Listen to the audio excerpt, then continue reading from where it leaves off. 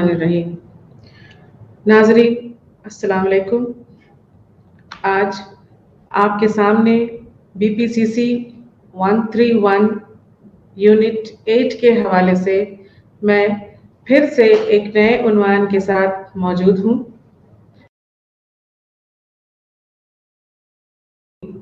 उसका नाम है ज़हानत। नाज़रीन, आज का ये उन्वान हमारे लिए बहुत ज़रूरी है और बहुत अहम है।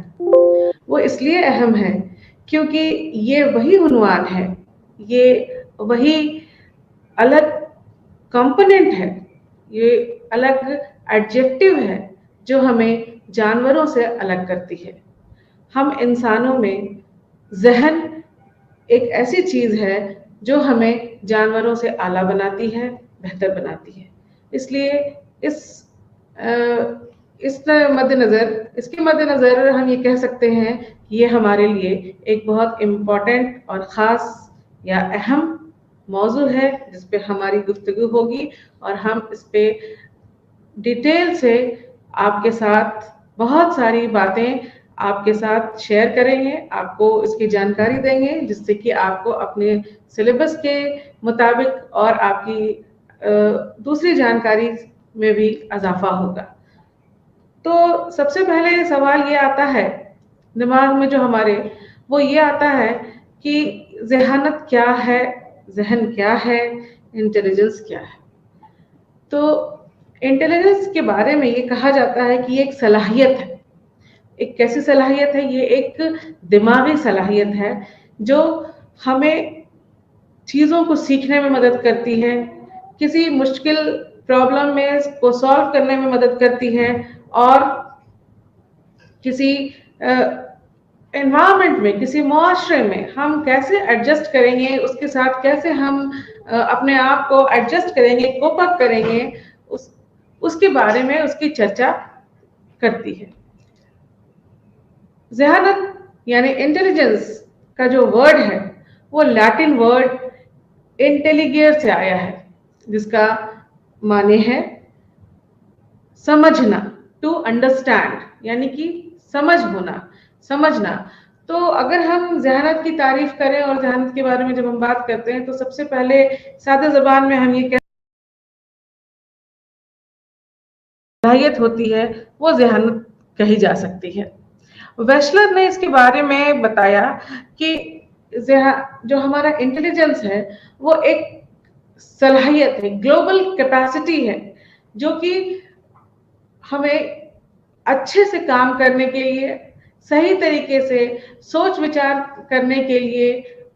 किसी खास मकसद के तहत कोई काम करने के लिए और अपने एनवायरनमेंट में अपने साथ अपने को और अपने एक दूसरे के साथ एडजस्ट करने में मदद करता है। ज़हानत के बारे में अगर हम इसकी तारीफ के बारे में अगर बात करना चाहें तो हम ये कह सकते हैं कि ज़हानत बहुत सारे सलाहियत का एक गुच्छा है, या एक जमावड़ा है, ये कहा जा सकता है। फेल्डमैन ने भी ज़हानत को डिफाइन करने की कोशिश की है, ज़हानत के बारे में बताने की कोशिश की है, तो उन्होंने भी लगभग वैसे ही बताया कि ये चीज़ों को समझने के लिए, तर्क के हिसाब से सोचने के लिए, लॉजिकली जो थिंकिंग करते हैं हम, उसके बारे में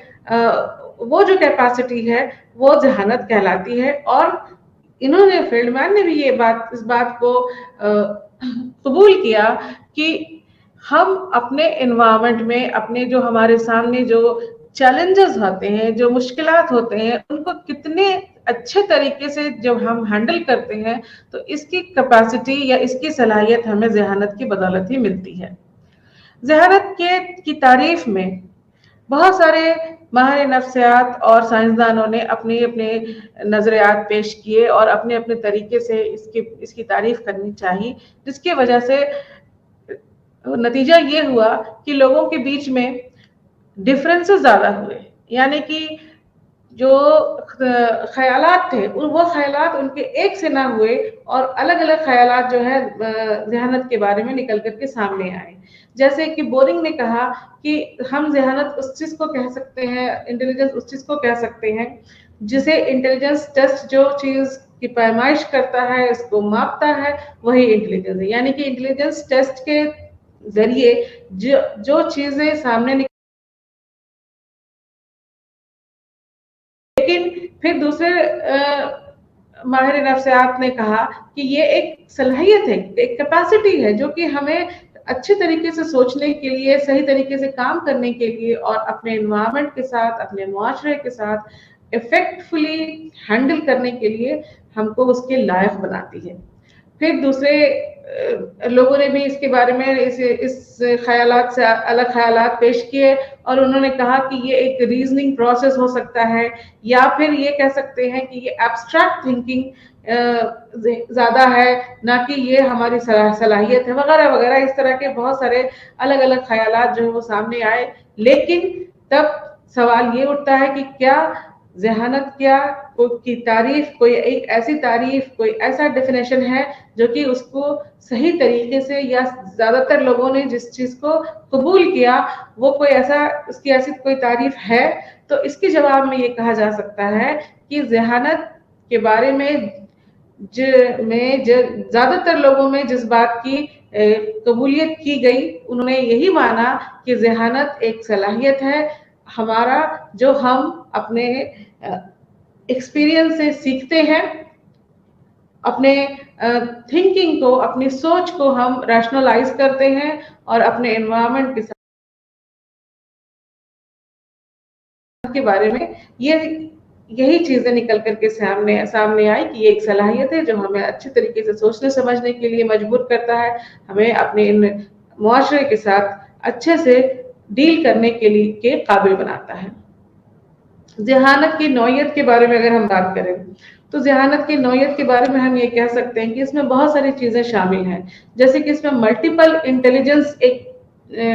चीज़ शामिल है, यानी कि ये कह सकते हैं कि ज़हानत सिर्फ एक या दो काबिलियत या सलाहियत का नाम नहीं होता है, बल्कि बहुत सारी काबिलियत जो है वो मिल करके हमें ज़हीन बनाती हैं। उसके अलावा एक इमोशनल इंटेलिजेंस से हमारा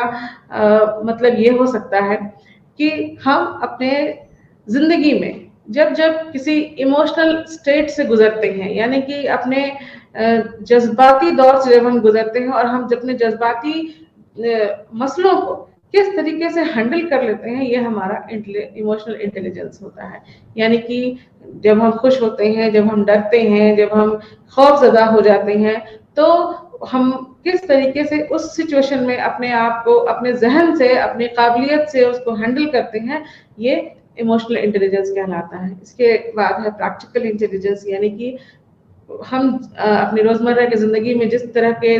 जहानत का इस्तेमाल करते हैं, अपने प्रॉब्लम्स को सॉल्व करने के लिए जिस तरीके से अपने दिमाग का इस्तेमाल करते हैं, वो प्रैक्टिकल इंटेलिजेंस कहलाता है। और इन सब तरह के जहानत पर जिस चीज का इफेक्ट पड़ता है वो कल्चर का इफेक्ट पड़ता है, यानी कि हम जिस मुआशरे में रहते हैं, जिस तहजीब में रहते हैं, उसके हिसाब से ही हमारा जो इंटेलिजेंस है वो काम करता है। तो कुल मिला के ये कहा जा सकता है कि जहानत की जो नौयत होती है उसमें खास तौर पे 3 चीजें शामिल होती हैं। एक तो सीखना, दूसरा कि हमारे सामने जब भी कोई प्रॉब्लम या कोई मसला सामने आता है, उस मसले को की पहचान करना, और तीसरा है कि हम उस मसले को किस तरीके से सॉल्व करते हैं, यानी उसे किस तरीके से हम हल करते हैं। तो ये कहा जा सकता है कि ज़हानत में 3 चीजें खास तौर पर शामिल हैं। एक तो सीखना, दूसरा कि किसी मसले की पहचान करना, और तीसरा कि उस मसले का हल करना। ज़हानत के कुछ खास उसके ट्रेड्स हैं, या हम ये कह सकते हैं कि कुछ खास तरह के ज़हानत जो है वो ज्यादातर लोगों में पाए जा सकते हैं, जिसमें वर्किंग मेमोरी, याददाश्त आपकी, विजुअल स्पेशियल प्रोसेसिंग, यानी कि हम अपने दिमाग में जो हमारी तस्वीर बनी है उस तस्वीर के हिसाब से हम कोई काम जब करते हैं तो उसे विजुअल स्पेशियल प्रोसेसिंग कहते हैं। क्वांटिटेटिव रीजनिंग, यानी कि गिनने की का उसको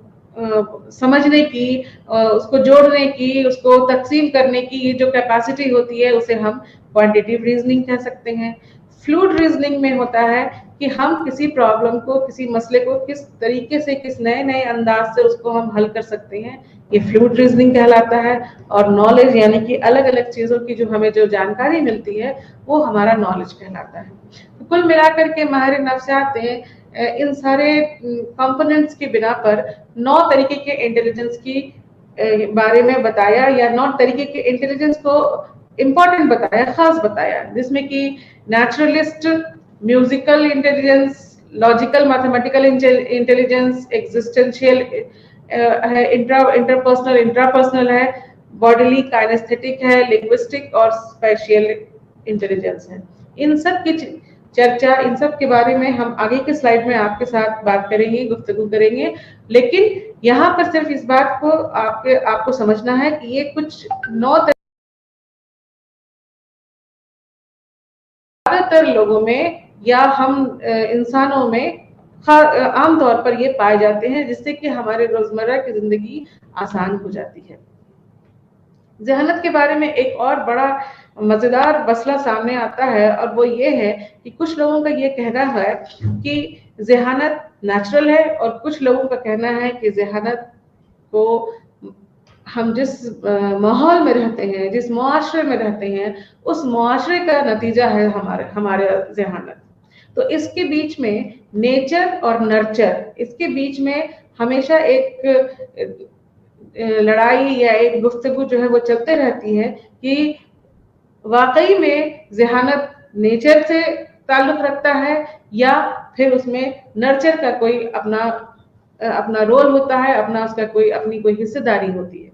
तो नेचर की अगर हम बात करते हैं तो नेचर से सीधा ताल्लुक आता है हमारा जीन्स, यानी कि हम अपने वालिदैन से जो चीज, अपने बुजुर्गों से जो चीज इनहेरिट करते हैं, जो हमें हेरिडिटी में मिलती है, वो उसको हम नेचुरल कहते हैं। जैसे कि अगर मिसाल के तौर पर हम ये कहें कि अगर हमारे वालिदैन लंबे हैं तो हम और हम भी लंबे हो जाते हैं, तो हम ये कह सकते हैं कि ये जो लंबाई की जो क्वालिटी हमारे अंदर आई वो हेरिडिटरी है, यानी कि हमें ये चीज जीन्स से, अपने वालिदैन से, हमें अपने जीन्स के जरिए ये चीज मिली। लेकिन अगर हम ये कहें कि नहीं, हम अगर लंबे हैं तो इसमें हमारे खान पान का असर है,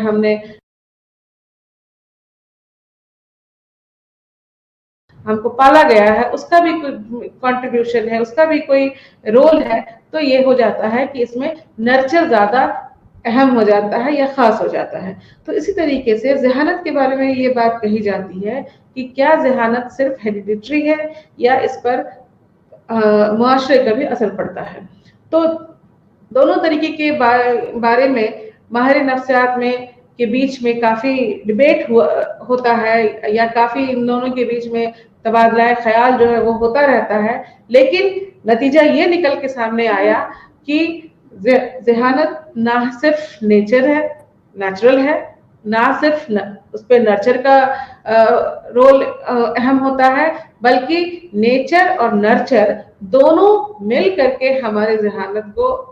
आला बनाते हैं या बेहतरीन बनाते हैं। यानी तब ये कहा जा सकता है कि हेरिडिटरी और हमारा जो मुआशरा है या हमारे पालने पोसने का जो ढंग होता है, दोनों मिल करके हमारे जहन को बेहतरीन बनाते हैं। इसी सिलसिले में ज़हनत के बारे में अलग अलग नजरियात माहिर नफ्सियात के जरिए सामने आने लगे, और अलग अलग लोगों ने, अलग अलग साइंसदानों ने ज़हनत की तारीफ में, ज़हनत के बारे में बताने के लिए अपने अपने अलग अलग नजरिए को पेश किया, जिसमें कि सबसे पहला जो नजरिया टू फैक्टर इंटेलिजेंस के बारे में सबसे पहले स्पीयरमैन ने अपने नजरिए को पेश किया, और उन्होंने बताया कि जो हमारा जहन है उसमें 2 फैक्टर काम करते हैं। एक फैक्टर को उन्होंने जी फैक्टर नाम दिया, जनरल एबिलिटी, और दूसरे फैक्टर को एस फैक्टर नाम दिया, स्पेसिफिक एबिलिटी। जनरल एबिलिटी से हमारा ताल्लुक ये है कि जो इंसानों में या हमारे और आपके बीच में जो जनरल सलाहियत होती है, यानी कि जो आम सलाहियत होती है, वो जनरल फैक्टर में आता है। यानी कि इसमें हम किसी चीज को, अपने किसी मसले को पहचानते हैं, उसके बारे में सोचते हैं और फिर उसको हम हल कर लेते हैं। लेकिन इसके इसमें ये खास बात आई जनरल फैक्टर के से मुतालिक हम यहाँ पर आपके सामने एक दूसरी स्लाइड यहाँ पे पेश कर रहे हैं, जिसमें आप देख सकते हैं कि जनरल फैक्टर एक ऐसी सलाहियत है जो हमारे पैदाइश के साथ हमें मिलती है, इनबॉर्न एबिलिटी होती है ये। और ये धीरे धीरे जिन लोगों में इसकी इस तरह की जो सलाहियत है वो ज्यादा होती है, तो जिंदगी में उन्हें ज्यादा कामयाबी मिलती है। और इसमें कुल 5 तरह के सलक की जो सलाहियत है वो ज्यादा होती है, जैसे कि विजुअल स्पैशियल प्रोसेसिंग होती है, क्वांटिटेटिव यानी कि गिनने जोड़ने वगैरह की सलाहियत होती है, जानकारी की सलाहियत होती है, या किसी मसले को हल करने के लिए जो नई नई तरकीबें हम अपनाते हैं उस तरह की जानकारी या सलाहियत है। और हमारी जो याददाश्त है कि हम अपनी याददाश्त के दिमाग के जो कोना है याददाश्त का, उसमें हम कितनी वो उसकी सलाहियत कितनी ज्यादा है, ये सारी चीजें जी फैक्टर में आती हैं। लेकिन स्पीयरमैन ने जी फैक्टर के साथ एस फैक्टर को भी जोड़ा, और उनका ये मानना था कि एस फैक्टर्स हम अपने मुआशरे से, हमारा जब पालन पोषण होता है, जब हमको पाला पोसा जाता है, तो जिस तरह का माहौल हमें मिलता है उस तरीके के माहौल में एस फैक्टर जो है वो डेवलप होता है, जिससे कि उसे हम उस माहौल से हम एस फैक्टर को हासिल करते हैं, जो एक इंसान की अपनी ही एबिलिटी से में अपनी ही जो उसकी जो हरकत होती है, एक हरकत या एक सलाहियत में से दूसरी सलाहियत से अलग होती है। जैसे कि मिसाल के तौर पर ये कहा जा सकता है कि अगर एक इंसान अच्छा गाना गाता है तो जरूरी नहीं कि वो एक अच्छी पेंटिंग भी बना ले, या वो अच्छी कटिंग कर ले, अच्छी सिलाई कर ले, या अच्छे ढंग से पढ़ाई कर ले। तो कोई एक एबिलिटी ऐसी होती है जो स्पेसिफिक होती है उसी इंसान में, जो दूसरी दूसरी जो सलाहियत है उससे कम होती है, और एक सलाहियत उस दूसरी वाली सलाहियत से ज्यादा होती है। तो यहाँ पर ये कहा जा सकता है कि ये स्पीयरमैन ने बताया कि ये स्पेसिफिक मेंटल एबिलिटी है, सलाहियत होती है जो कि किसी खास चीज के लिए खास होती है, और हम उस सलाहियत की वजह से किसी खास काम को बहुत अच्छे ढंग से कर लेते हैं और दूसरे काम को उतने अच्छे ढंग से नहीं कर सकते हैं। तो ये स्पीयरमैन का 2 फैक्टर थ्योरी था, जिसमें कि जी फैक्टर और एस फैक्टर के बारे में उन्होंने बताया। स्पीयरमैन के 2 फैक्टर की जानकारी के बाद थर्स्टन ने अपने दूसरे तरीके की नजरियात पेश किया, जिसमें उन्होंने 2 फैक्टर की जगह पर 7 फैक्टर यानी कि 7 तरीके के इंटेलिजेंस को, 7 तरीके के जहानत पर जोर दिया, और उन्होंने उसे प्राइमरी फैक्टर कहा। 7 प्राइमरी फैक्टर। 7 प्राइमरी फैक्टर का कहने का मतलब यह है कि थर्स्टन स्पीयरमैन के 2 फैक्टर से अपने ख्यालात को बिल्कुल अलग पाया, और उन्होंने कहा कि जो जहानत है उसमें 2 फैक्टर नहीं बल्कि 7 तरीके के फैक्टर होते हैं, या 7 तरह की सलाहियत होती है, जिससे कि हमारा जो जहन है वो बाकी अपने सारे मसलों को हल करता है और अपने मुआशरे के साथ हम एडजस्ट हो पाते हैं। तो ये 7 तरीके के जो फैक्टर थे, ये जो 7 तरह की जो सलाहियत है, वो सलाहियत है, पहली सलाहियत है न्यूमेरिकल एबिलिटी, यानी कि अंक जो डिजिट होते हैं, जो नंबर होते हैं, उसको समझने की जो सलाहियत होती है वो न्यूमेरिकल एबिलिटी होती है। दूसरी सलाहियत है हमारी याददाश्त, यानी कि हम किसी चीज को कितना याद कर सकते हैं, हम किसी अपने दिमाग के, ये मेमोरी है। इंडक्टिव रीजनिंग के थ्रू थर्स्टन ने ये बताया कि हम किसी चीज के बारे में किस तरीके से सोच सकते हैं, जो उसकी जो ख्यालात उसके बारे में हमारे सामने आते हैं, या हम उस चीज को किस ढंग से एनालाइज कर सकते हैं, ये इंडक्टिव रीजनिंग उन्होंने बताया। इसके बाद उन्होंने बताया परसेप्चुअल स्पीड, यानी कि किसी चीज को देखने और समझने की जो हमारी सलाहियत होती है वो कितनी ज्यादा है। अगर हम जल्दी चीजों को देख समझ लेते हैं तो हमारा काम उस हिसाब से ज्यादा आसान हो सकता है, और हम ज्यादा एडजस्टेबल हो सकते हैं। वर्बल इन्फ्लुएंसी में की सलाहियत में आता है कि लफ्जों को, जो सेंटेंस होते हैं उन सेंटेंस को किस तरीके से हम जमा कर सकते हैं, बना सकते हैं, जोड़ सकते हैं, बोल सकते हैं, बता सकते हैं, वगैरह वगैरह। तो ये वर्बल फ्लुएंसी के तहत आता है। स्पैशियल रिलेशन में आता है कि किसी चीज को हम कितने सही जगह से में रख सकते हैं, उसको हम उसका जो रिलेशन है उसके साथ जो उसका जो जो कनेक्शन है वो कितना ज्यादा सही तरीके से हम उसको समझ सकते हैं। उसके बाद वर्बल कॉम्प्रिहेंशन है कि चीजों को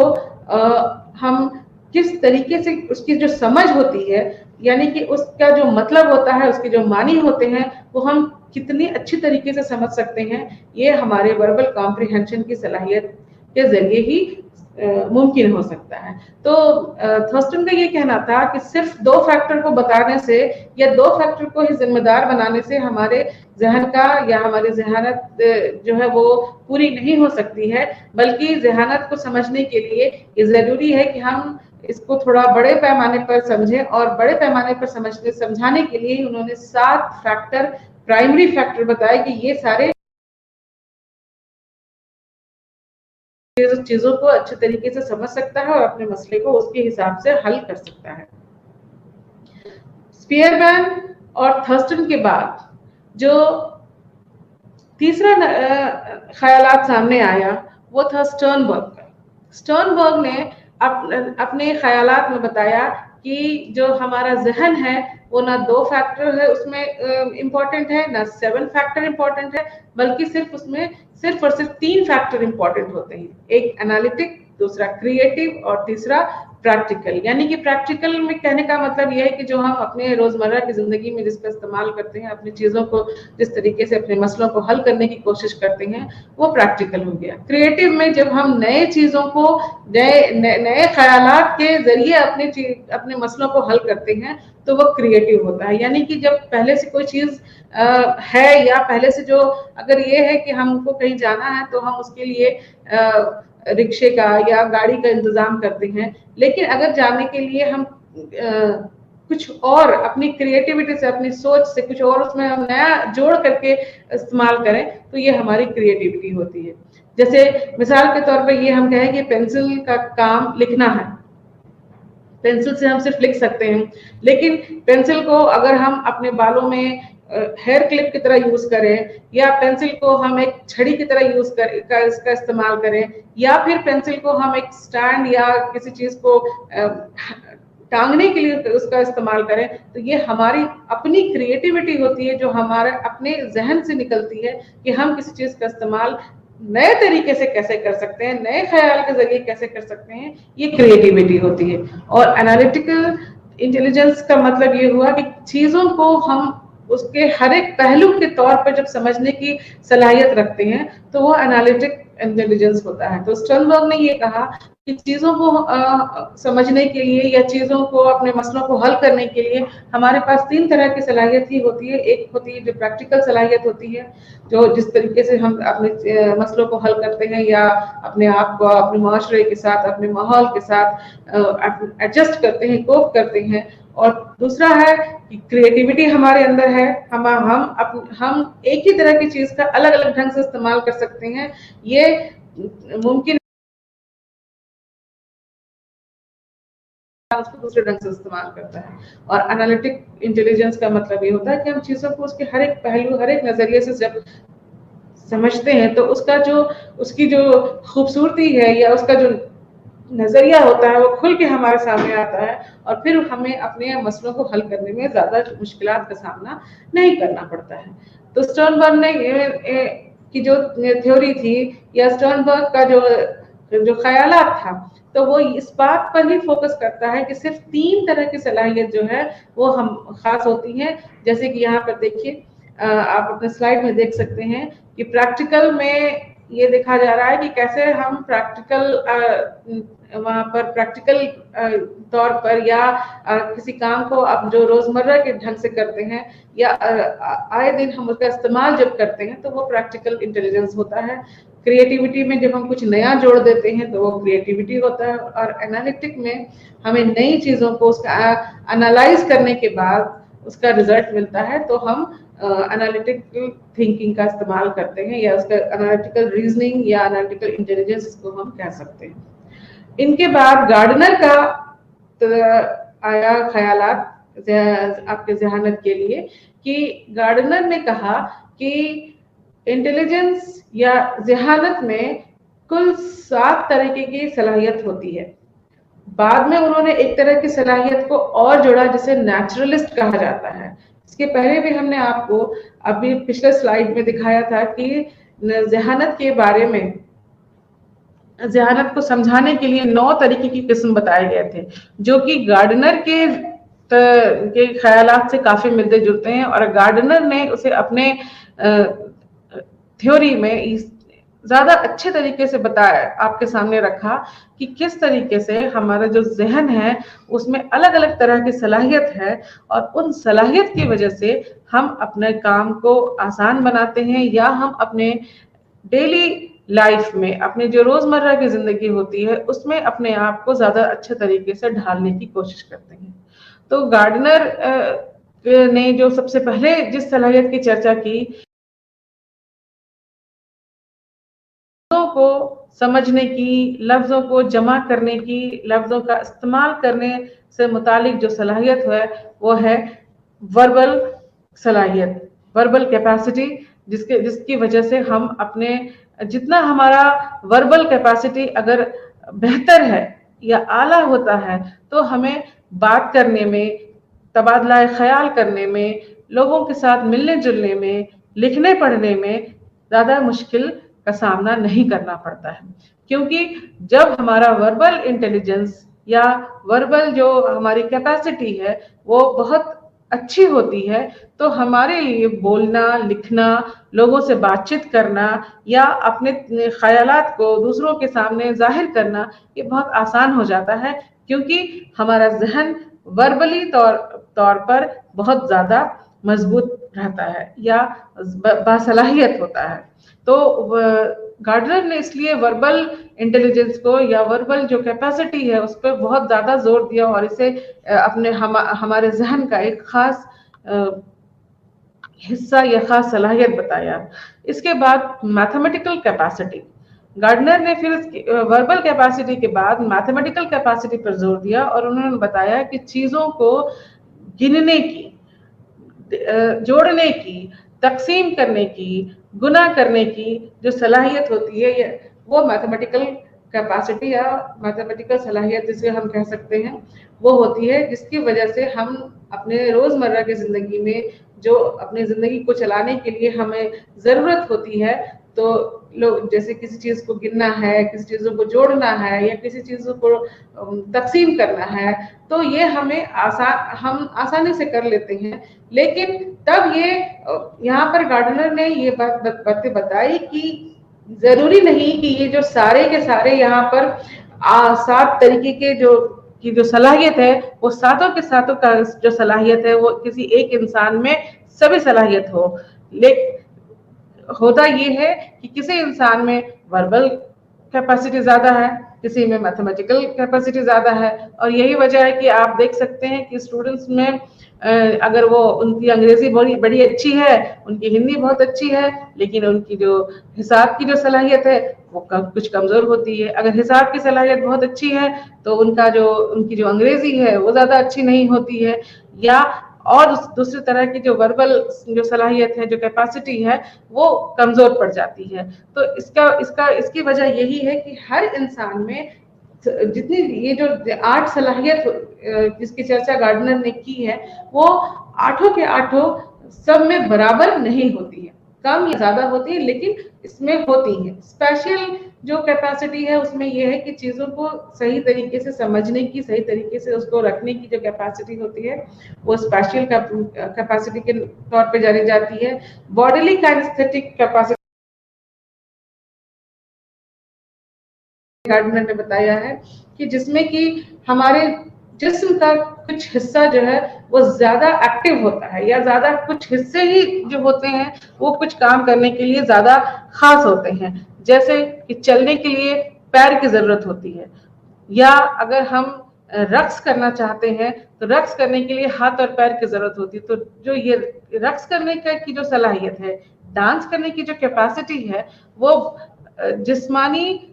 सलाहियत की वजह से होती है। अगर हमारे हाथ पैर नहीं होंगे तो हम इस तरह से अब डांस करना या जैसे हम कह सकते हैं कि जो रक्स करना है वो हम नहीं कर सकते हैं। तो इसके लिए बॉडीली काइनेस्थेटिक सलाहियत हमारे अंदर होती है जो हमारे जिस्म के अलग अलग हिस्से को किसी खास तरीके के काम करने के लिए मजबूर करती है, या उसकी वजह से ही हम किसी खास तरीके के काम को कर सकते हैं। जैसे लिखने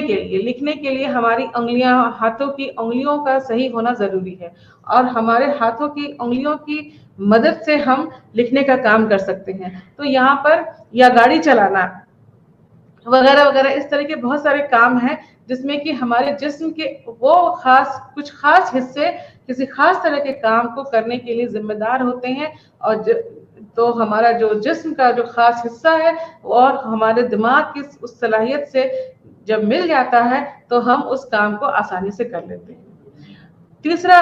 जो आगे उन्होंने बताया गार्डनर ने, वो उन्होंने म्यूजिकल कैपेसिटी के बारे में बात की। म्यूजिकल कैपेसिटी की चर्चा करते हुए गार्डनर ने ये कहा कि ये भी एक तरह की सलाहियत होती है जिसका नतीजा ये होता है कि कुछ लोगों में आपने भी महसूस किया होगा कि गाने की कैपेसिटी की सलाहियत, गाने को समझने की, उसकी धुनों को समझने की, उसके धुनों को बनाने की जो सलाहियत होती है वो ज्यादा अच्छी होती है। हो सकता है कि गाना मुझे पसंद हो, लेकिन गाना को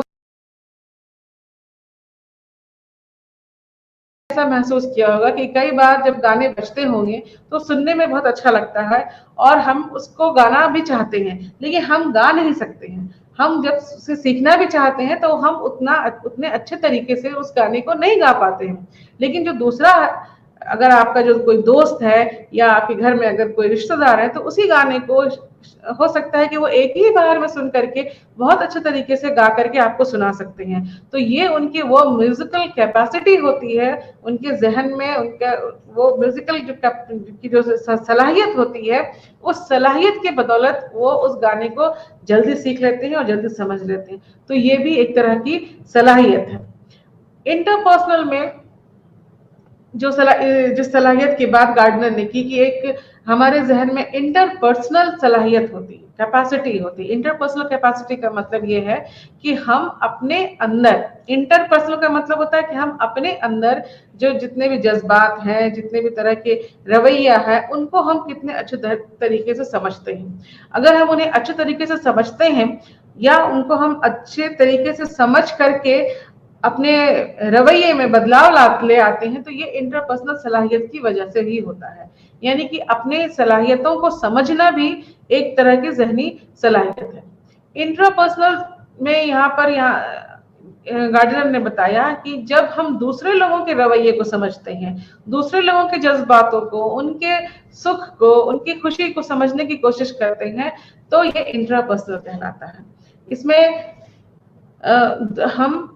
दूसरे के रवैये को, दूसरों के साथ जब हम मिलते जुलते हैं तो हम और ये कैपेसिटी हमारी जितनी ज्यादा होगी, इंट्रापर्सनल कैपेसिटी, ये जो सलाहियत है हमारी जब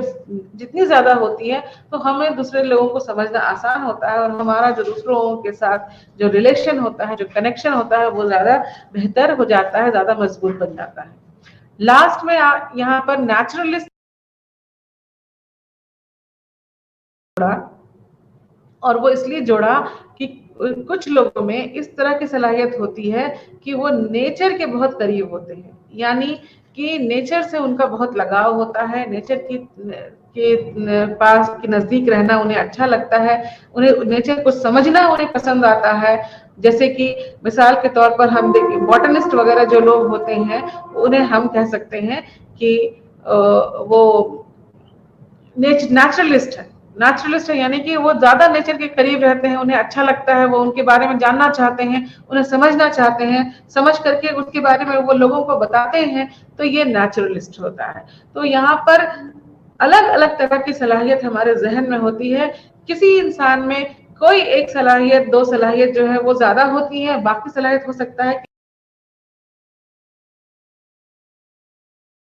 इंसान में हमें उस तरह की कैपेसिटी या उस तरह की सलाहियत देखने को ज्यादा मिलती है, और जिसका रिजल्ट ये होता है कि जिस तरह की सलाहियत होती है, लोग लोगों का जो झुकाव है वो उस तरह की सलाहियत की तरफ ज्यादा होने लगता है और उसी तरह के ये काम भी वो लोग ज्यादा करते हैं। जैसे किसी के अगर म्यूजिकल कैपेसिटी ज्यादा है, म्यूजिकल सलाहियत ज्यादा है, तो वो एक अच्छा म्यूजिशियन बन सकता है, वो एक अच्छा सिंगर बन सकता है, वो म्यूजिक के फील्ड में और अपना काम कर सकता है। अगर स्पेशियल कैपेसिटी ज्यादा है, यानी कि वो अपने दिमाग में के बने हुए इमेज को अपने काम में, अपने इसमें उतार सकता है, तो एक अच्छा पायलट बन सकता है, एक अच्छा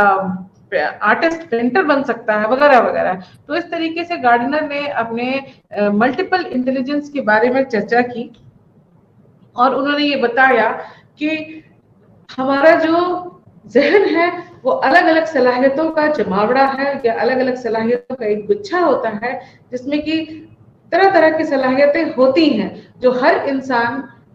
एक इंसान में कुछ दूसरी सलाहियत होती है, तो दूसरे इंसान में कुछ दूसरी सलाहियत होती है। दूसरा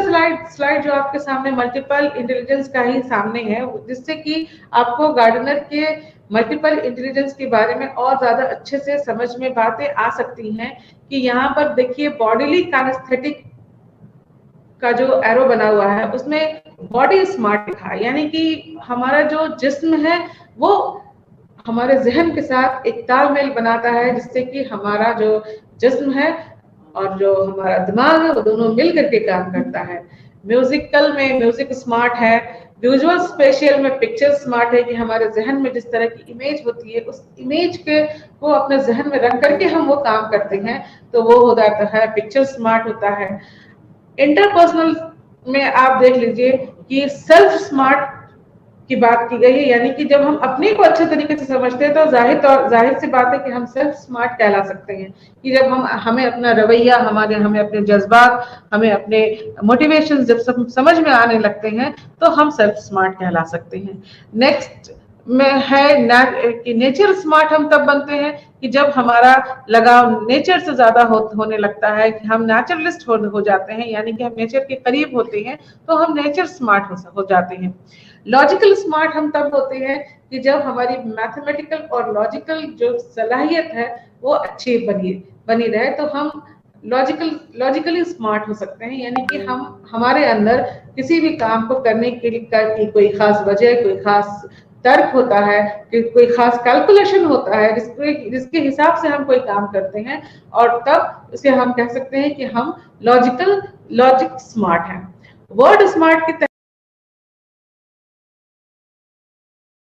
वर्ड्स है, जो हमारे लफ्ज है, जो हमारे जो जुबान है, उसमें हम कितने ज्यादा वसी हैं। अगर हम ज्यादा वसी हैं तो हम वर्ड स्मार्ट कहलाते हैं। पीपल स्मार्ट का मतलब ये होता है कि अगर हम दूसरे लोगों के बारे में, दूसरे लोगों के रवैये के बारे में, उनके जज्बात के बारे में, उनके मोटिवेशन के बारे में, उनके परसेप्शन के बारे में अगर हम समझने लगते हैं तो हम पीपल स्मार्ट हो जाते हैं। तो यहाँ पर मल्टीपल इंटेलिजेंस में ये बातें बताई गई कि हम हमारे अंदर डिफरेंट टाइप की कैपेसिटी होती है, अलग अलग तरह की सलाहियत होती है, जिससे कि हमारे रोजमर्रा की जिंदगी, हमारी अपनी जिंदगी और हम जिस मुआशरे में रहते हैं उस मुआशरे के साथ जो हमारा तालमेल होता है, जो हमारी अडेप्टेबिलिटी होती है, वो ज्यादा आसान हो सकती है। इसके बाद जहानत के बारे में जो दूसरा नजरिया सामने आया वो था कैटल का नजरिया। कैटल ने दो तरीके के फैक्टर के बारे में अपने ख्यालात में चर्चा की, और वो दो फैक्टर थे फ्लूइड इंटेलिजेंस और क्रिस्टलाइज इंटेलिजेंस। फ्लूइड इंटेलिजेंस में आपको, जैसे हमने पहले भी बताया है, कि फ्लूइड इंटेलिजेंस में कि किस तरीके से हम अपने किसी मसले को हल करते हैं, ये फ्लूइड इंटेलिजेंस होता है। और क्रिस्टलाइज इंटेलिजेंस में होता है कि हमने जो सीखा है, जो पहले से हम सीखे हुए हैं, उस सीखे हुए तजुर्बे के मद्देनजर हम जब किसी मसले को हल करते हैं तो वो क्रिस्टलाइज्ड इंटेलिजेंस कहलाता है। क्रिस्टलाइज्ड इंटेलिजेंस के बारे में कैटल ने बताया कि ये उम्र के साथ साथ बढ़ता है, यानी कि जाहिर सी बात है कि जब हम सीखे हुए तजुर्बे का इस्तेमाल करते हैं अपने मसले को हल करने के लिए, तो जैसे जैसे हमारी उम्र बढ़ती है हमारा तजुर्बा बढ़ता है और हम बहुत सारी चीजें लगातार सीखते रहते हैं और उसे जमा करते रहते हैं तजुर्बा। तो उम्र बढ़ने के साथ साथ जो क्रिस्टलाइज्ड इंटेलिजेंस है वो बढ़ता है, लेकिन फ्लूइड इंटेलिजेंस में इस तरह की बात नहीं होती है। ये जब हम बच्चे होते हैं तो हमारे अंदर फ्लूइड इंटेलिजेंस शायद नहीं होता है या बहुत कम होता है। इसके ये चीजें जब हम थोड़े से बड़े हो जाते हैं या हम जब कहें कि हम जब जवान होते हैं, एडल्ट होते हैं, तो हमारे अंदर फ्लूइड इंटेलिजेंस जो है वो ज्यादा बढ़ने लगता है। कैटल ने बताया कि 20 की उम्र से जब भी जो होता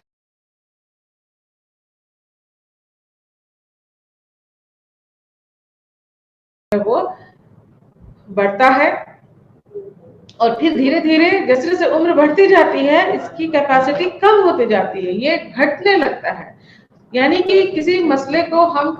कितनी जल्दी से कितनी आसानी से हल कर लेते हैं, ये जब हम यंग होते हैं, जब हम जवान रहते हैं, उस वक्त हम इस चीज का इस्तेमाल कर सकते हैं। लेकिन जैसे जैसे हमारी उम्र बढ़ने लगती है, हमें मसले का हल आसानी से निकालना हमारे लिए मुश्किल हो जाता है। हम अपने जहन का इस्तेमाल ज्यादा तेजी से करने में कामयाब नहीं होते हैं और तब हम क्रिस्टलाइज इंटेलिजेंस का सहारा लेते हैं। यानी कि पहले से जो सीखे हुए जो तजुर्बात हैं, जो पहले से सीखी हुई हमारी जानकारी है, उस जानकारी के बिना पर हम अपने मसलों को हल करते हैं या अपने जो मुश्किलात हैं उनसे बाहर निकलने की कोशिश करते हैं।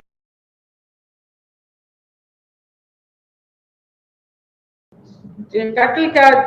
जो तबादला ख्याल था वो यही था कि फ्लूइड इंटेलिजेंस को हम ट्रेन कर सकते हैं। और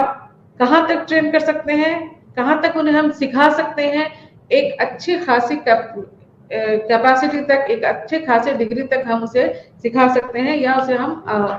ट्रेंड कर सकते हैं। लेकिन क्रिस्टलाइज इंटेलिजेंस को हम ट्रेंड नहीं करते हैं, इसमें हम पहले से आए अपने इंफॉर्मेशन को जमा करते हैं और ये क्रिस्टलाइज इंटेलिजेंस जो है वो उम्र बढ़ने के साथ साथ बढ़ता है। और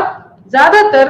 क्रिस्टलाइज इंटेलिजेंस हमें हमें हमारे पढ़ाई लिखाई से, हम जो एजुकेशन लेते हैं उससे मिलता है और हमारे जो तजुर्बा है उनसे क्रिस्टलाइज इंटेलिजेंस की जो सलाहियत है वो हमारे अंदर आती है। इसके बाद नेक्स्ट जो थ्योरी हमारे सामने आती है इंटेलिजेंस की,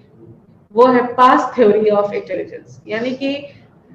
जहानत के बारे में एक अलग तबादला ख्याल आया, एक अलग नजरिया आया जिसे दास, नागलियरी और कर्बी ने दिया। ये नाम है हमारे नफ्सियात के, जिन्होंने इस तरह की इस तरह की थ्योरी को पेश किया और अपने ख्यालात उन्होंने जाहिर किए जहानत के बारे में। तो उन्होंने बताया कि जहानत के लिए सिर्फ 4 तरह की सलाहियत ज्यादा इंपॉर्टेंट होती है और वो है प्लानिंग,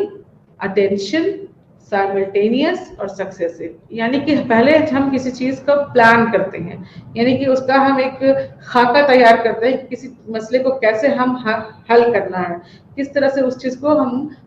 हल करेंगे और हम उस पर फिर पूरा ध्यान देते हैं, पूरी तवज्जो देते हैं और उसके बाद फिर हम उसको हर तरीके से उसके पूरे तौर पर उस पर नजरसानी करते हैं और एक एक करके उस मसले को हम हल करते चले जाते हैं। तो इसे पास्ट थ्योरी ऑफ इंटेलिजेंस कहा जाता है, जिसमें अटेंशन, साइमल्टेनियस और सक्सेसिव, यानी कि पहले प्लान करते हैं, फिर उस पर हम अच्छे से एक एक उसके सारे पहलू पर ध्यान देते हैं और फिर उसको एक एक उस पहलू को धीरे धीरे उसको हम हल करने की कोशिश करते हैं। इसे हम पास्ट थ्योरी ऑफ इंटेलिजेंस कहते हैं। जहानत के बारे में कुछ और अलग तरह के नजरियात जो है वो सामने आए हैं, जिसमें एक है तकनीकी नजरिया। तकनीकी नजरिया ये बताता है कि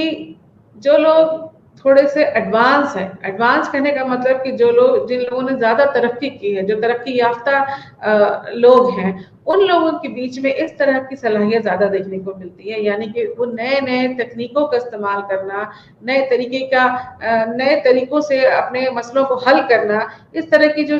जो सलाहियत होती है वो टेक्नोलॉजिकल इंटेलिजेंस कहलाती है, या तकनीकी जहानत जिसे हम कह सकते हैं, जिसमें कि स्पीड, अच्छी अटेंशन, किसी चीज को समझना और उसका ऑब्जर्वेशन करना, ये सारी चीजें, बातें जो है वो शामिल होती हैं, जिसमें जिसमें नई तकनीक के जरिए हम जब मसलों का हल करते हैं तो वो तकनीकी जहानत की वजह से या उसकी बदौलत ही कर पाते हैं। इसीलिए माहिर नफ्सियात ने बताया कि जो तरक्की याफ्ता मुल्क है या जो तरक्की याफ्ता लोग हैं, वहां पर इस तरह के इंटेलिजेंस की झलक देखने को ज्यादा मिलती है, या उस तरीके के लोगों में टेक्नोलॉजिकल इंटेलिजेंस ज्यादा पाया जाता है। टेक्नोलॉजिकल या तकनीकी जहानत के बाद एक दूसरा जहानत का नजरिया सामने आया, वो है इंटीग्रल इंटेलिजेंस का नजरिया। यानी कि एक हॉलिस्टिक अप्रोच, या हम ये कह सकते हैं कि ये एक हिंदुस्तानी पर्सपेक्टिव है, जिसमें कि सभी तरह की बातों को, सभी तरह की सलाहियत को शामिल किया गया। इमोशन, मोटिवेशन और बाकी जितने तरह की अलग अलग जितनी सलाहियत होती है, वर्बल, उन सबको इसमें शामिल करके एक हॉलिस्टिक पर्सपेक्टिव दिया गया, जो कि जिसके बारे में कहा जाता है कि जो लोग कम तरक्की याफ्ता हैं, या जो ऐसा मुल्क जहाँ पर लोग कम तरक्की याफ्ता हैं, वहां पर इस तरीके के जहानत का इस्तेमाल ज्यादा होता है या ज्यादा देखने को मिलता है। यानी कि लोग अपने इस तरह की कैपेसिटी से, जिसमें कि थोड़ी थोड़ी सब चीजें मिली होती है, जैसे वर्बल है, स्पेशियल है, मोशन है, अपने रवैये से मुतालिक है, वो सारी चीजें इसमें मिली जुली होती हैं, तो इसको हम इंटीग्रल इंटेलिजेंस कहते हैं। यानी कि एक हॉलिस्टिक पर्सपेक्टिव, एक हिंदुस्तानी नजरिया, जिससे कि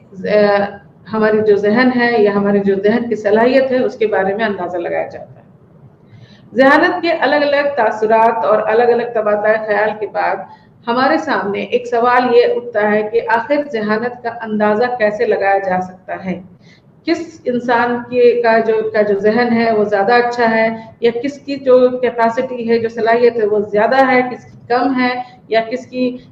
नॉर्मल है। ये इसका अंदाजा लगाने के लिए माहिर नफ्सियात ने अलग अलग तरह के टेक्निक या अलग अलग तरह के तकनीक का इस्तेमाल किया, या कहा गया आईक्यू, इंटेलिजेंस क्वोशेंट। यानी कि अलग आईक्यू निकाला जा सकता है, और उस आईक्यू के रिजल्ट के बिना पर, उसकी जो आईक्यू का जो रिजल्ट आता है, उस बिना पर हम उस इंसान के जहन के बारे में एक अंदाजा लगा सकते हैं कि वो इंसान बहुत ज्यादा अच्छे जहन वाला जहीन है, कम जहन वाला है, या एक नॉर्मल जहन रखता है। तो आईक्यू के लिए माहिर नफ्सियात ने ये बताया कि इसे निकालने के लिए उन्होंने एक फॉर्मूला दिया, और वो फॉर्मूला ये था कि आपकी जो उम्र है, आपकी जो हमारा जो जिस्मानी जो उम्र होता है, हम जब से पैदा होते हैं तब से हम जितने साल बीत गए, वो साल हमारी उम्र कहलाती है। जैसे कि अगर हमने अगर हमारे घर में 2020 में कोई बच्चा पैदा हुआ और अभी 2022 चल रहा है, तो उसकी जो उम्र होगी वो 2 साल की होगी। तो इसे कहा गया कि क्रोनोलॉजिकल एज, यानी कि जब पैदाइश के वक्त से अब तक के वक्त के बीच में जो जितने उसने टाइम बिताया है, जो उसके जितनी उम्र हुई, उसे क्रोनोलॉजिकल एज कहा गया, और उसको मल्टीप्लाई किया गया, गुना किया गया मेंटल एज से। तो मेंटल एज कैसे निकलेगा? मेंटल एज निकालने के लिए माहिर नफ्सियात ने अलग अलग तरह के बहुत सारे टेस्ट या बहुत सारे ऐसे पर अलग अलग तरह के चीजें बना के रखी हैं, जिसे हम टेस्ट ही कह लें तो ज्यादा बेहतर होगा, कि उस टेस्ट को जब हम अपने किसी जिसका हमको आईक्यू निकालना होता है उसे हम देते हैं, और उस टेस्ट पर जो उसका रिजल्ट आता है, और उस रिजल्ट को हम क्रोनोलॉजिकल एज के साथ गुना करते हैं। और मेंटल एज इंटू 100, यानी कि मेंटल एज और क्रोनोलॉजिकल एज को हम डिवाइड करके बांट करके 100 से उसको हम गुना करते हैं अगर, तो हमारे पास एक नंबर आता है। उस नंबर को हम एक माहिर नफ्सियात ने एक मैनुअल तैयार किया हुआ है। उस मैनुअल पर उस नंबर को जब हम मेजर करते हैं, देखते हैं, तो हमें कुछ रिजल्ट मिलते हैं जो हमें ये बताते हैं कि वो इंसान जिसका हमने टेस्ट किया वो ज़हीन है, कम ज़हीन है, बिल्कुल बेवकूफ है, या एक नॉर्मल जहन रखता है। एक इंसान का जो नॉर्मल जहन माना गया है वो 100 को माना गया है। यानी कि अगर उस मैनुअल पर या किसी टेस्ट पर अगर हमारा आईक्यू का जो वैल्यू है वो अगर 100 आता है, तो ये इसे हम एक नॉर्मल जहन वाला इंसान मान सकते हैं। कहीं कहीं पर 90 से 110 तक इसका रेंज आता है कि 90 भी अगर आता है या 110 भी आता है तो हम इसे नॉर्मल जहन वाला इंसान कह सकते हैं। लेकिन एवरेज यहाँ पर 100 रखा गया है कि आईक्यू का जो फॉर्मूला है वो फॉर्मूला है mental as by chronological age into 100। यानी कि इंटेलिजेंट क्वोशंट निकालने के लिए किसी टेस्ट के ऊपर आपका जो परफॉर्मेंस का जो रिजल्ट आता है वो रिजल्ट उस और आपकी जो उम्र है उसको डिवाइड करके, उसको बांट करके जब हम 100 से गुना करते हैं तो हमारे पास जो नंबर आता है वो नंबर आपका आईक्यू कहलाता है। यहाँ तब ये बात जानने वाली इंपॉर्टेंट होती है कि क्रोनोलॉजिकल एज, एक्चुअल एज और मेंटल एज, यानी कि जो हमारा रियल एज है, जो एक्चुअल एज है वही क्रोनोलॉजिकल एज है, और मेंटल एज हम किसी टेस्ट के ऊपर जो हम परफॉर्मेंस करते हैं, जो हमारा रिजल्ट आता है किसी टेस्ट को करने के बाद, उसे हम मेंटल एज कहते हैं। आईक्यू का अलग अलग रेंज है, जैसा भी हमने आपको बताया, रेंज बनाया हुआ एक चार्ट है उसका, जिस चार्ट की बदौलत हम ये जान सकते हैं कि किस इंसान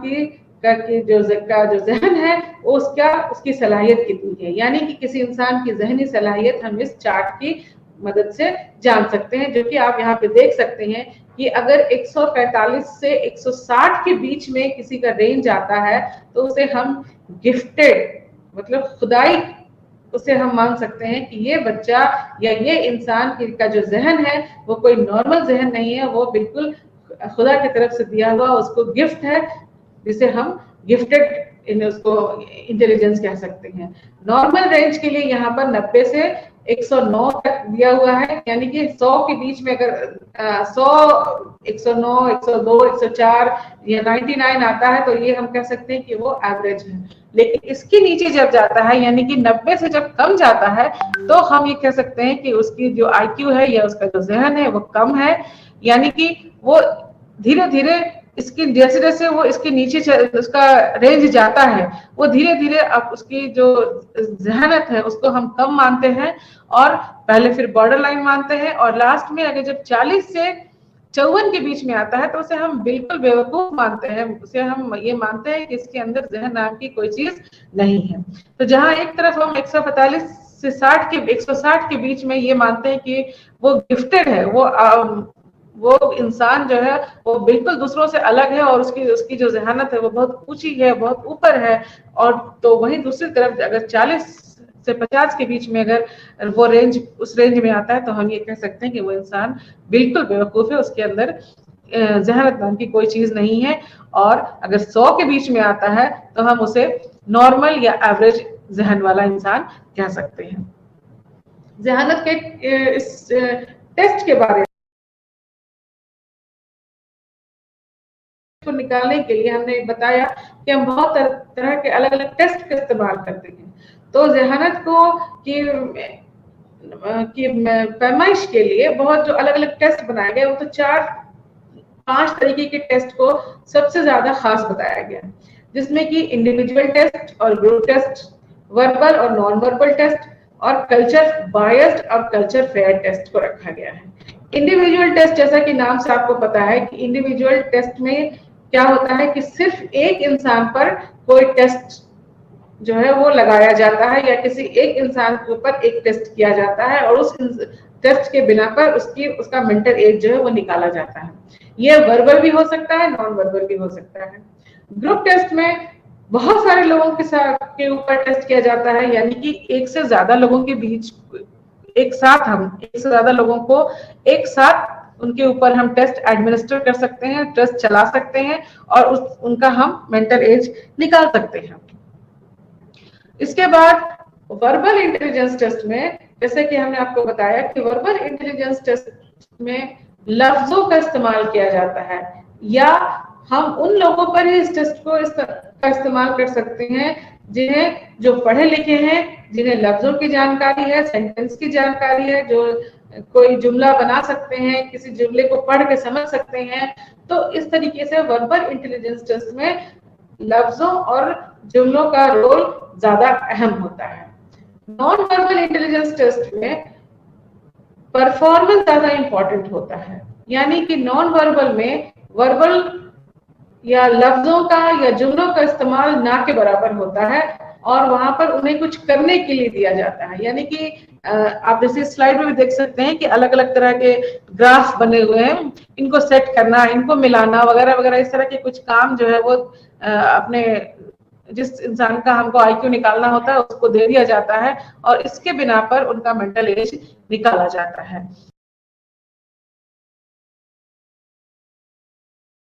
उनका जो वो पे जो एडमिनिस्टर करते हैं जब, तो उसमें उन्हें किस तरह के वर्बल के जैसा किसी जुमले का, किसी लफ्ज का इस्तेमाल करना नहीं होता है, और वो बड़ी आसानी से इस टेस्ट को कर लेते हैं। इस यहाँ पर यह भी शर्त नहीं होती है कि वो पढ़े लिखे हों, क्योंकि उन्हें जो करना होता है उन्हें सिर्फ बता दिया जाता है कि आपको करना क्या है, और उन्हें वो चीज करके दिखाना होता है। नॉन वर्बल के बाद परफॉर्मेंस टेस्ट होता है, जिसमें कि किसी भी तरीके का लफ्जी इस्तेमाल नहीं होता है, और उन्हें कुछ ऑपरेटर्स वगैरह या कोई चीजें ऐसे जोड़ने के लिए या उन्हें बनाने के लिए दे दी जाती है, जिसकी बिना पर उनका मेंटल एज जो है वो निकाला जाता है। इस सिलसिले में स्टैनफोर्ड बिने इंटेलिजेंस टेस्ट सबसे पहले सामने आया, जिसमें उन्होंने बताया आईक्यू का कॉन्सेप्ट दिया, और 4 तरह के इंटेलिजेंस के बारे में उन्होंने बताया, जिसमें वर्बल, नॉन वर्बल, एब्स्ट्रैक्ट जिसको हम कह सकते हैं, नॉन वर्बल नहीं, और एब्स्ट्रैक्ट कह सकते हैं क्वांटिटेटिव रीजनिंग, यानी कि काउंटिंग करने की, और शॉर्ट टर्म मेमोरी, याददाश्त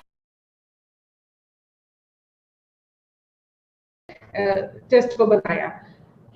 स्टैनफोर्ड के बाद वेस्टर ने एक बहुत इंपॉर्टेंट टेस्ट दिया जहन को मापने के लिए, जहनत को मापने के लिए, जिसमें उन्होंने 2 तरीके के टेस्ट का इसमें इस्तेमाल किया है, एक वर्बल स्केल और दूसरा परफॉर्मेंस स्केल। वर्बल स्केल में लफ्जों और जुमलों से जुड़ी हुई सारी, और परफॉर्मेंस स्केल में भी अलग अलग तरीके से परफॉर्मेंस के बिना पर अलग अलग तरह के स्केल होते हैं, जैसे कि डिजिट सिंबल टेस्ट, कुछ डिजिट लगाना होता है, या पिक्चर कंप्लीशन, कुछ अधूरे में तस्वीर को जोड़ना होता है, ब्लॉक डिजाइन, यानी कि कुछ ब्लॉक्स वगैरह दिए रहते हैं, उन ब्लॉक को सही तरीके पे सरका करके या जोड़ करके उनको तैयार करना होता है, वगैरह वगैरह। इस तरीके से उन्होंने बहुत सारे अलग अलग तरीके के टेस्ट दिए। कल्चर फेयर टेस्ट में ऐसा टेस्ट है जिसमें कि कल्चर का इफेक्ट उस टेस्ट पर ना पड़े, उसे कल्चर फेयर टेस्ट कहते हैं, और जिस टेस्ट में कल्चर का इफेक्ट पड़ता है उसे कल्चर बायस टेस्ट कहते हैं। तो इस तरीके से कल्चर फेयर और कल्चर बायस भी टेस्ट है, जिसमें कि कल्चर को बेस बना करके 2 तरीके के टेस्ट का इस्तेमाल किया गया। कल्चर फेयर टेस्ट में किसी भी तरह के कल्चर का के जो पार्टिसिपेंट होते हैं या जो कैंडिडेट होते हैं उन्हें उनका इस्तेमाल किया जा सकता है, लेकिन कल्चर बायस में सिर्फ उस पर्टिकुलर कल्चर के लोग ही शामिल हो सकते हैं। जैसे कि अगर हमने सिर्फ इंडिया के लोगों के लिए टेस्ट बनाया है तो उसे हम अमेरिका के लोगों पर इस्तेमाल नहीं कर सकते हैं, या अगर इसके उलट ये कहें कि अमेरिका के लोगों के लिए बना हुआ है तो उसे हम इंडियन लोगों पर इस्तेमाल नहीं कर सकते हैं, क्योंकि यहाँ पर दोनों का कल्चर अलग अलग होता है। इसे कल्चरल बायस टेस्ट कहते हैं। इसके उलट अगर हमने ऐसा टेस्ट तैयार किया है जैसे अमेरिका के लोगों पर भी इस्तेमाल कर सकते हैं, इंडिया के लोगों पर भी इस्तेमाल कर सकते हैं, रशिया के लोगों पर भी इस्तेमाल कर सकते हैं, तो उसे कल्चर फ्री टेस्ट कहते हैं। तो इस तरह से नाजरीन आपने देखा कि आज हमने जहनीत के बारे में बहुत सारी जानकारी आपके साथ बांटी है, और उम्मीद है कि आप लोगों ने भी अपने सिलेबस के हिसाब से आपके पास जो किताबें हैं उससे आपने जरूर मुताला किया होगा, और आपको अब हमारी इस गुफ्तगू से कुछ ना कुछ जरूर फायदा हुआ होगा, ऐसी उम्मीद करती हूँ। इंशाल्लाह फिर नए उन्वान के साथ नए मौजू पर गुफ्तगू करने फिर से हम हाजिर होंगे। तब तक के लिए शुक्रिया। अल्लाह हाफिज।